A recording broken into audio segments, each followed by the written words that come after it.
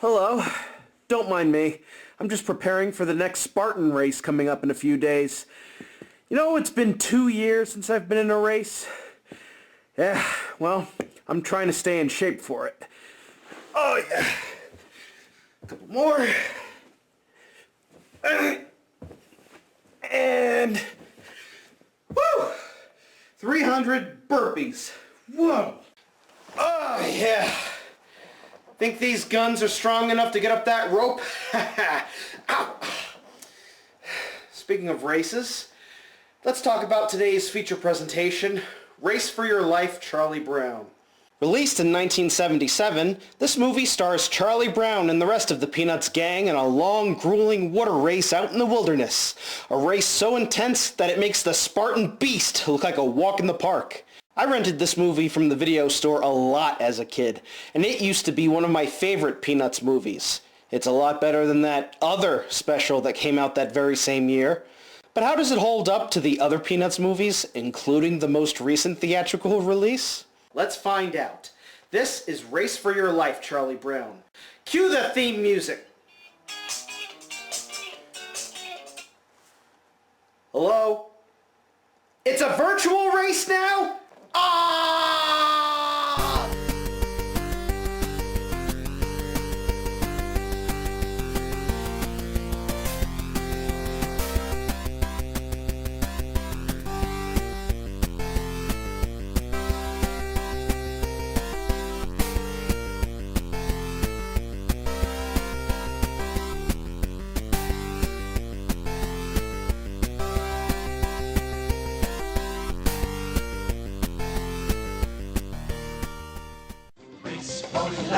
Charlie Brown, race for life, Charlie Brown.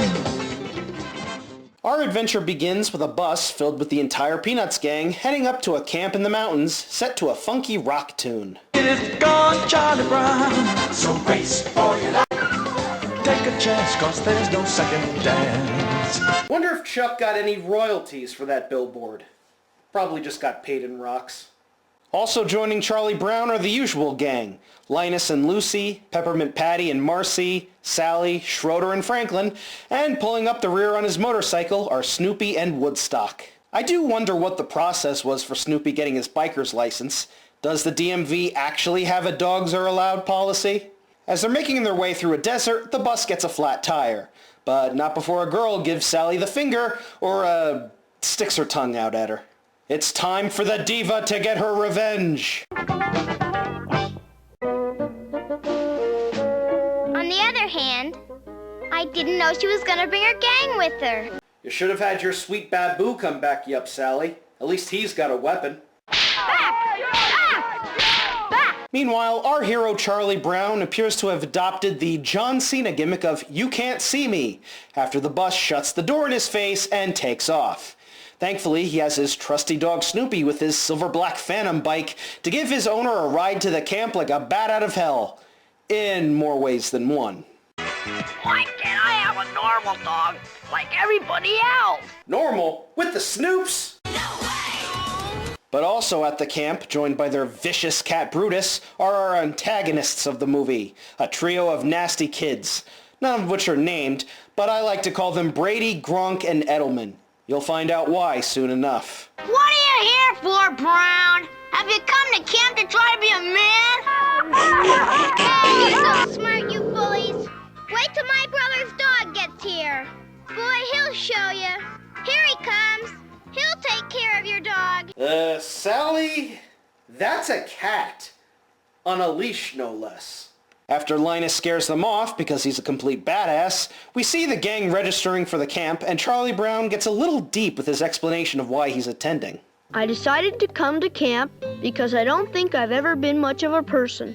I thought maybe coming to camp would help me grow up, and maybe even make me into a leader. I could use leadership qualities. You can say that again, Chuck. You couldn't lead a dog on a leash. Like you're any better of a leader, Patty?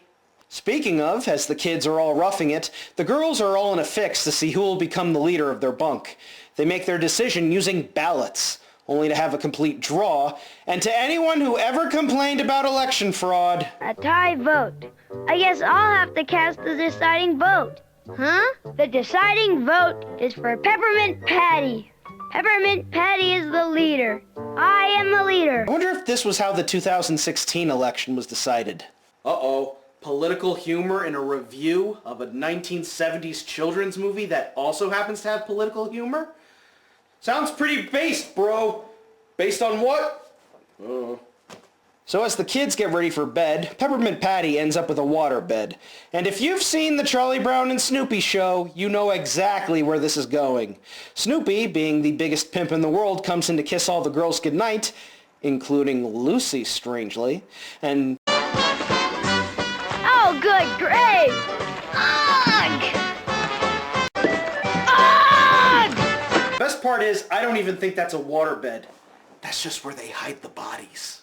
So the next day, it's time for physical training for the Peanuts gang. But what exactly are they training for? Fucking numb! Nah, just kidding. They're actually a bunch of games as part of a contest for Best Bunk of the Year. The bullies are multi-time winners, but of course they have to resort to a lot of cheating in order to win. You know what, sir? What?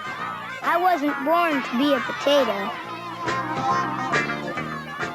I can't do it! I was so distracted by your good looks, sir.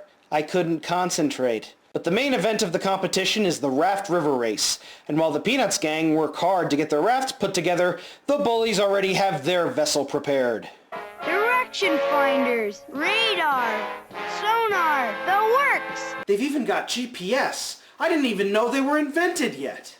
But Brady, Gronk, and Edelman are lacking one key item for their raft, and that's air, which they kindly borrow from their opponent's rafts. See? Even back then, they were pulling a deflate gate out their asses.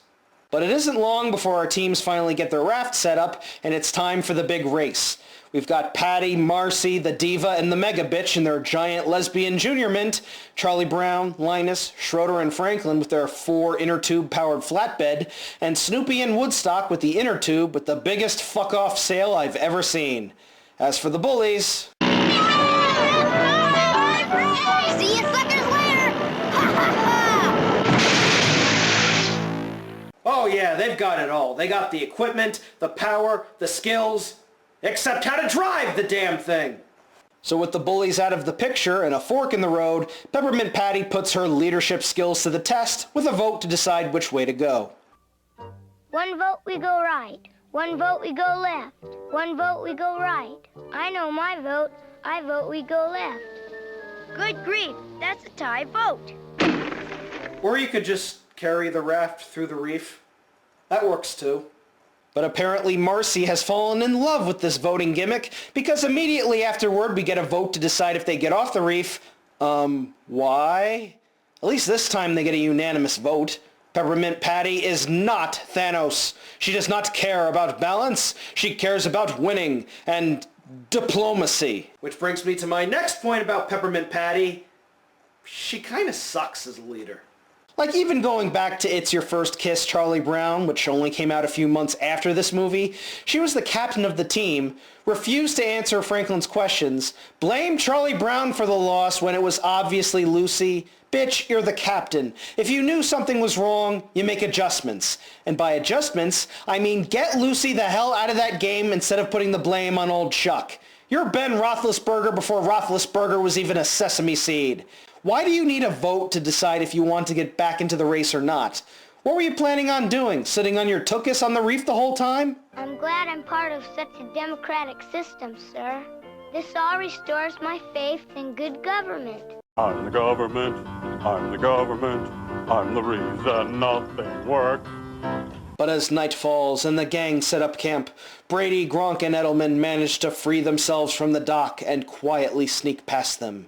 When they reach a fork near the blasting area, they switch a do not enter sign around, diverting their opponents towards the danger zone. Maybe I'm biased because I do a lot of the Spartan races, but shouldn't this race have flags or signs telling the teams where to go? I mean, with a race this long and forks and alleys everywhere, there's a good chance you're going to get lost, especially if you don't even know the area. So the next day comes and we get a random gag with Snoopy and Woodstock involving a blizzard, which is cute but superfluous since in the very next scene all the snow is gone and the race has started up again. And they're floating and floating and floating and floating and floating and floating and floating and floating and floating. We all float down here, Charlie Brown. You'll float too. Eventually they do reach the sign, and when Snoopy heads towards the blasting area, Charlie Brown elects that they follow behind him. This is a big mistake. Chuck, did you see that sign? What time is it, Chuck? It's almost!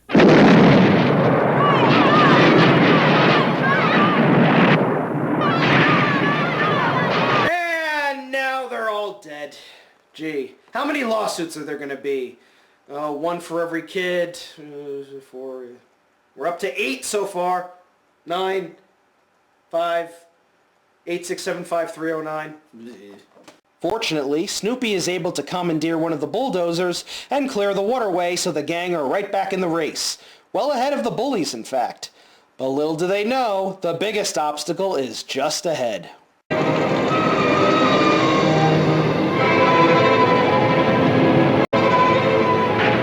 Get inside your damn house! Here comes a monsoon! So at this point, I'd say this camp is up to at least a dozen felonies now, including child endangerment, animal abuse, poor racecourse management, first-degree murder. But you, who philosophize disgrace and criticize all fears, take the rag away from your face. Now ain't the time for your tears. Sorry, got possessed by Bob Dylan for a second. The ensuing storm leaves our competitors with heavily damaged rafts, Schroeder with a wet piano, and Snoopy and Woodstock missing in action. When the gang meet back up, they decide on the best way to find the missing duo. And with what? You guessed it, more voting. One vote for we go it alone. One vote for we go with Linus. Linus needs me. We should all join Linus. Oh, good grief. One vote we go it alone. One vote we go home. Gee, I can only imagine whose vote that belongs to. As the gang head out on foot, Snoopy comes across a cabin in the woods and rests there. But who does this cabin belong to?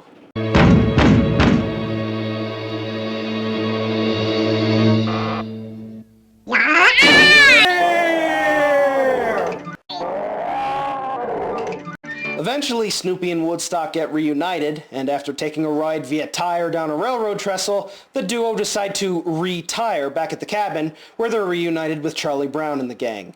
With everyone back together, it's time for a little song and dance. Schroeder, are you going to ask me to dance? Musicians don't dance.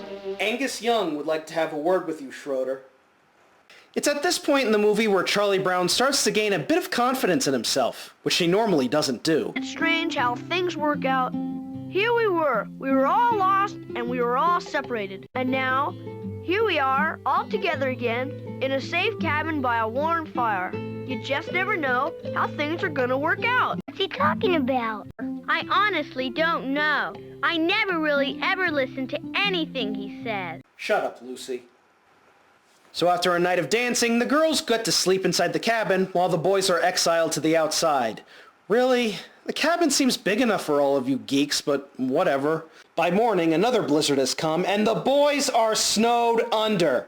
How the hell none of them froze to death is a miracle of modern science. Now would be a good time to get us a Christmas tree. Yeah, I was saying a good big red one would be the thing. Are you crazy? We're supposed to be having a race.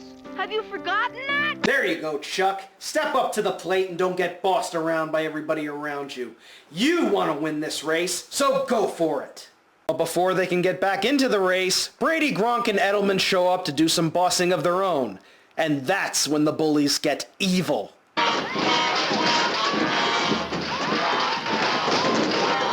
Where the hell are the counselors? But lo, the lesbian junior mint is adrift. Charlie Brown creates a chain to reach the raft, but since it's Charlie Brown, he ends up missing it, and Patty manages to swim her girls across there, leaving the boys to freeze in the cold river. Question before the group is whether we allow the boys to join our party or we leave them. Didn't you hear me? We're freezing! Chuck, it's all very democratic. Patty, by the time you win this race, gas prices are going to be up to $6 a gallon. Cut it out with all your political nonsense. But once again, it's back to the ballots. Marcy, tally the votes. A vote to have the boys join us. You sure about that, Marcy? But with a unanimous vote, the girls decide to collect the boys anyway, because leaving your baby brother to die in a river kinda sucks. And with the Peanuts gang all together, Peppermint Patty hands over leadership duties to Charlie Brown, because she has faith that Chuck actually can be a good leader. Now Chuck takes control of the raft and is the new leader of Peanuts Nation. Behold the glory of Captain Baldfuck, leader of men! And women too. By the way, where'd all the snow go? Unusual weather we're having, ain't it? Meanwhile, the bullies are still up to their cheating ways, putting up signs that divert the other teams away from the main stream.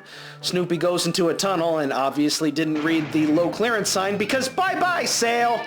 While the kids get set down a reservoir and nearly tumble over a water wheel. But wait! It's Captain Baldfuck to the rescue! Are we dead? Thanks to Charlie Brown. I'm not dead? Of course you're not dead. No thanks to old Charlie Brown. Oh, shut that up, Lucy. I hope you get sacrificed to Carabetus. So after that death-defying stunt, it's back to the mainstream, and it looks like smooth sailing to the finish line. Except for the giant waterfall. Wait, what?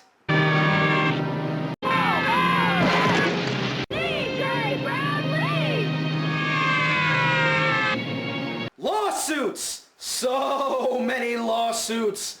Why is there a waterfall on the race course? You've killed just about everybody in this race. I mean, okay, dynamite, storms, blizzards, that can happen to anything. High spirits, okay? But Niagara Falls? Niagara Falls! Slowly I turn, step by step, inch by inch, and now all these kids are about as dead as Marcy Wu. I just realized how many Amphibia fans I've pissed off saying that. Yeah, sorry about that. Oh, never mind, everybody made it. Thanks to the leadership of one Captain Baldfuck. I mean, he didn't actually do anything, but they survived a 20-foot fall into death, so hey, that's an absolute win, I'd say. So, with the bullies stuck again and Snoopy with no sail, it looks like victory is secure for Peanuts Nation as they approach the finish line. Hooray! Hooray! Hooray!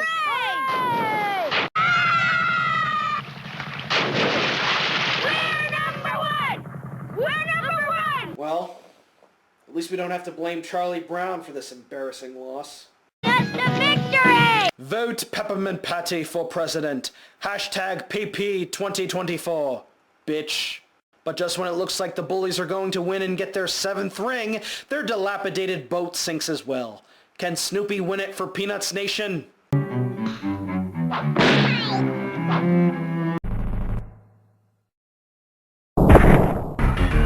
Smoke wins. Fatality. So, with no boats left, Woodstock executes Plan B and makes his own makeshift raft, allowing him to cross the finish line and win the race for the Peanuts gang.